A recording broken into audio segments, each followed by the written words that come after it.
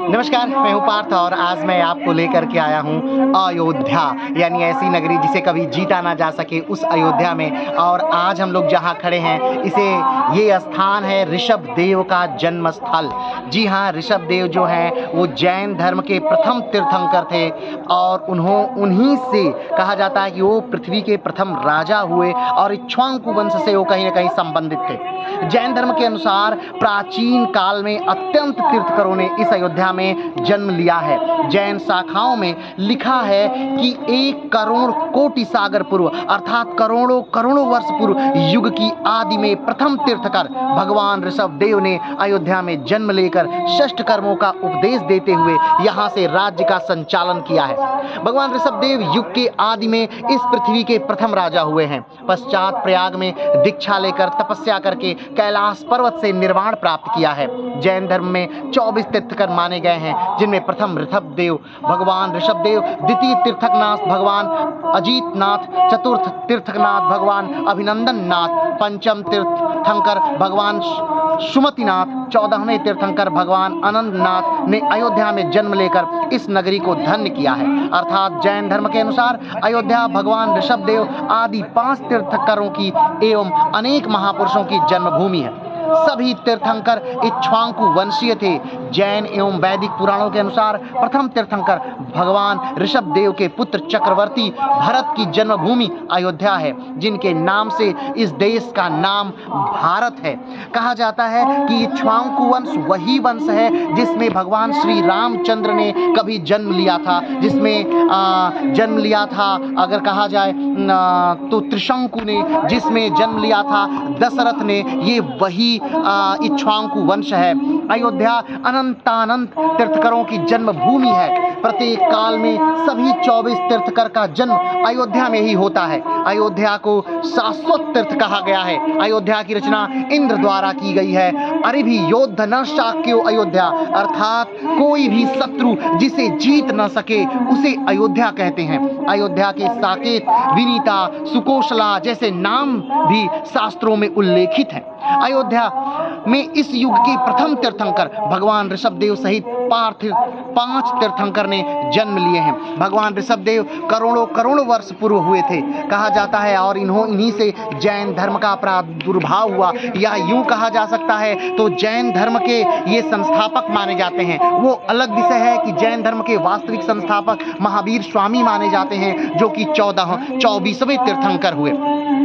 अयोध्या में अनंतों बार तीर्थंकरों ने जन्म अवसरों पर सौहार्द इंद्र की आज्ञा से धन कुबेरों ने करोड़ों करोड़ों रत्नों की वर्षा की है। अतः यह रत्न गर्भा तीर्थ भूमि कहलाती है। अयोध्या में ही इस युग के प्रथम राजा भगवान ऋषभ देव हुए, जिन्होंने इस धरती पर शिक्षा का सूत्रपात किया। कहा जाता है कि ऋषभ देव ने ही यहाँ पृथ्वी पर प्रथम बार शिक्षा को यानी जीवित किया था, शिक्षा का विकास किया था। अयोध्या से ही असी मसी कृषि, विद्या, वाणिज्य और शिल्प जैसी 6 क्रियाएं भगवान ऋषभ देव द्वारा जीवन जीने के लिए सिखाई गई हैं। अयोध्या में ही भगवान ऋषभ देव ने अपनी पुत्री ब्राह्मी को अ आ आदि अक्षर लिपि सिखाई, जो आज भी ब्राह्मी लिपि के नाम से सुप्रसिद्ध है, और सुंदरी पुत्री को 1 2 आदि अंक लिपि सिखाई, जो आज भी गणित विद्या के रूप में हम सबके सामने विकसित है।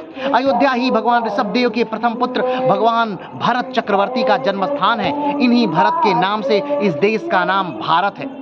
अयोध्या से ही इक्ष्वाकु वंश की वृद्धि हुई है।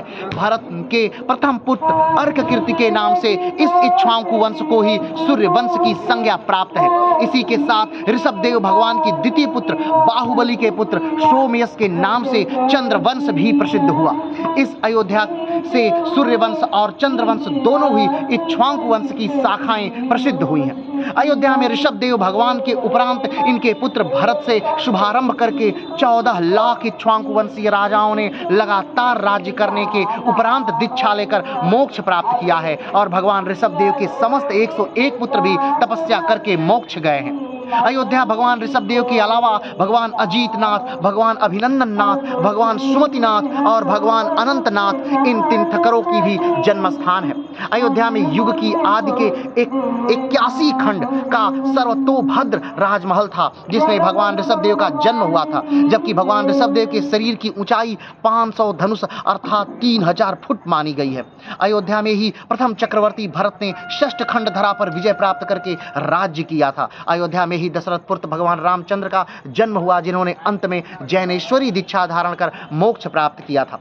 जैन आगम के अनुसार इनका जन्म इक्ष्वाकु वंशी परंपरा में लगभग 9 लाख वर्ष पूर्व हुआ है। अयोध्या में ही सती सीता ने अपने अखंड शील के प्रभाव से अग्नि को सरोवर बनाया था और पृथ्वी मई आकाशी माता के पास आर्य का दीक्षा लेकर 62 वर्षों तक घोर तपस्या करके अंत में समाधि पूर्वक स्वर्ग में प्रतिंद्र प्राप्त किया था। अयोध्या से ही भोग भूमि के उपरांत कर्म भूमि की व्यवस्था प्राप्त हुई और भगवान ऋषभदेव ने प्रजा को जीवन जीने की कला सिखाई। अयोध्या में ही 100 धर्म इंद्र द्वारा सर्वप्रथम मध्य में एक जिन मंदिर और पूर्व दक्षिण में उत्तर पश्चिम 4 दिशाओं में एक जिन मंदिर का निर्माण किया गया था। अगर हम बात करें भगवान ऋषभदेव की, तो भगवान ऋषभदेव जैन धर्म के प्रथम तीर्थंकर थे और आज उनकी जन्मस्थली एक विशाल रूप और कायाकल्प के साथ अयोध्या में बहुत तेजी से फल और फूल रही है। अभी हाल में ही 23 मार्च को यहाँ पर महामस्तकाभिषेक हुआ था और शिव महाराज ऋषभदेव का, जो कि जैन धर्म के प्रथम तीर्थंकर थे। और ना ऋषभदेव का जन्म स्थान भी यही अयोध्या नगरी ही है। ऋषभदेव के अलावा 5 ऐसे जैन मुनि थे, जैन भगवान प्रभु थे, जिनका जन्म स्थान यही अयोध्या नगरी रही, जिन्होंने लोगों में त्याग, समर्पण और बलिदान की प्रतिमूर्ति के रूप में स्थापित हुए और जिन्होंने इस नगरी को स्वर्ग की तरह स्थापित किया। तो आज के लिए इतना ही इस नगरी से और ऋषभदेव महाराज से। फिर मिलेंगे हम 24वें तीर्थंकर महावीर स्वामी के साथ, जिनका जन्म स्थान बिहार या मगध की धरती रही। तो आज के लिए इतना ही, फिर मिलते हैं एक नए वीडियो के साथ, एक नए स्थान के साथ। तब तक के लिए नमस्कार, धन्यवाद, जय हिंद।